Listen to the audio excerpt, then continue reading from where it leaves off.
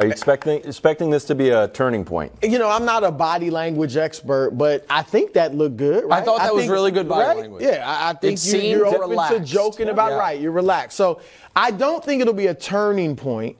I think it could be another big step. I think the first step was getting on the floor. I mean, it sounds crazy, but that was the first step, getting on the floor in NBA games again. Second step was shooting the ball and being aggressive. That was the second step. And I think he took the third. This could be the third step in that if he plays well and handles this situation fine, then that third step is, you know what, I'm back. I'm back to being one of the best players in the NBA. He was an all-NBA player. In his mind. In his mind. Sure. He's not on the level of a lot of the stars. I'm just saying in his mind thinking that, because Nick, I think he already took the turning point. And the turning point was on that West Coast trip. Mm-hmm. I've been telling you guys, after he met with Sean Marks and Jacques Vaughn, and Vaughn put him at point center. Because that's what he's been playing, is point center, which I love. He's pushing the ball in transition. He's playing aggressively.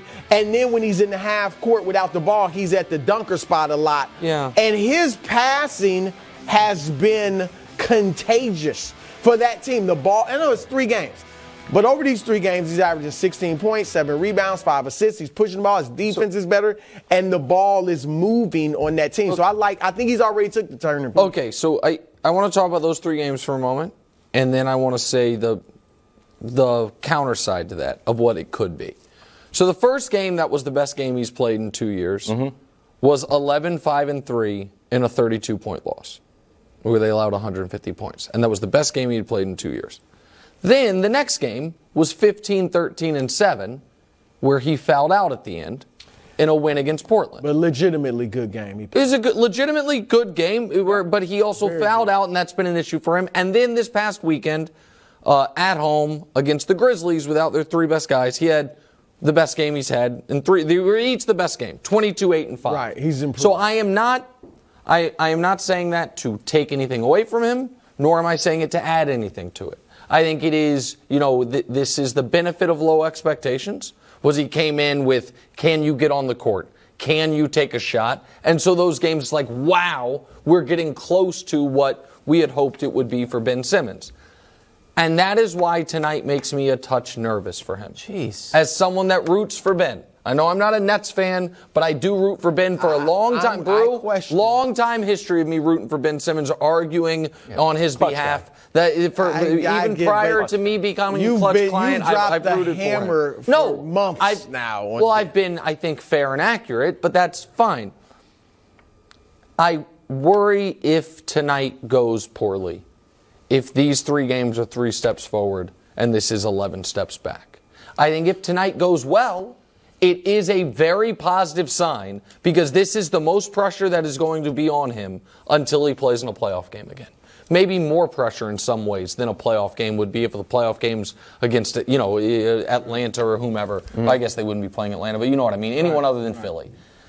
But Wildes is someone who is the most empathetic of everyone on the show. And Brew has a great deal of empathy as well. I'll give you the gold. Okay, you know what? That side of the table has plenty of empathy. I sometimes struggle with it at times. Are you not a little concerned about what I'm discussing happening? I think everything you say is valid, because he's on a heater right now. He's 22 for 26 in these last 3 games, shooting 85%. Yeah. So if he shoots 75%, I don't want him to be would be great. Oh, you know what? I'm headed in the wrong direction. 55% would be great. And I'll show you the shot chart really quick. All of these are really close to the basket. Right. Yeah, when Bruce said he has to shoot again. But that's what I mean. But these are easy buckets. See the little jump hooks that are a little bit outside of the those are fine. Basket. So here's what I'm looking for, and this will be a surprising take. I'm looking for this game to be about Jacques Vaughn drawing up some easy plays for him, whether these easy lobs or something to get him going. The other person this can be a sneaky win for, I'm just going to come out of the blue, Steve Nash. I think this is a win for Steve Nash, dating back to last year when the decision was made to take Ben on the road trip. And they said, hey, you know what? We want you sitting on the bench. And dealing with that. And just dealing with these boos. He wore this beautiful Louis Vuitton sweater. So he's kind of already dipped his toe in the boo pond, if you will. I'll give you that. So I think this will be a sneaky win. He's like, I've already done this. I wouldn't credit and it was Nash, a good but strategy. I'll give you that. All right, I'll give you that. Can I ask something that is as important as this is for Ben Simmons, far more important for this NBA season, most notably for this show? Chris Broussard, are you officially back all the way in big time. on your Brooklyn Nets? Well, but here, why yes is or that no? even a question? Well, because you kept saying was they're not the objective. same Nets. Well, But now they weren't. Kyrie is back. was not there. Right, but you had to bake that into your preseason Ben prediction. Simmons was a shell of himself. Yeah, that should have been baked in too. And Steve Nash ain't coaching anymore. Okay, but you said that was an upgrade. So Yeah, I am asking you now. Hold on. Where is you it? keep your olive No, branch. you I got do it. not want your Thank you, olive Wild. branch. That's a secret. So I'm just asking. Don't even waste your time. So no matter what, this is your squad moving forward the rest of the year. There are no more olive branches available to you. I know enough to see that the Milwaukee Bucks and the Boston Celtics lost last night, notwithstanding. Yeah. Look like the two premier teams in the don't Eastern forget Philly. Conference. No, I'm forgetting Philly. Yeah. All right.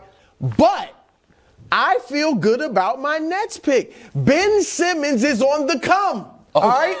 Kevin Durant is Kevin Durant, and Kyrie Irving, he's a wild card, but I look, the dude got skills, and y'all know that. True. And I like the supporting cast. The one thing they need on the court, basketball-wise, is some girth. Some size, all right? And I don't know if they can get that, but Seth Curry, Joe Harris, Nick Claxton is balling, Royce There we O'Neal. go. All right, it's not in that segment if we don't get Royce O'Neal. Played great. He had the tip in. He's played well all season. So, yeah, I'm feeling good about it. He's when back. are we going to do a Philly topic? Because they're too injured, man. We literally just did a Philly topic. They're too injured, man. Harden, Embiid, and Maxey People don't even know you picked the Sixers. I picked the Sixers, America. That's the There other we go. thing. Now they Quick know. bonus take before we go to break. Yeah. I think Ben plays better than Embiid's not on the floor.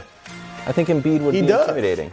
Thanks for watching. Subscribe here to get more from the show and to check out clips from other shows on FS1.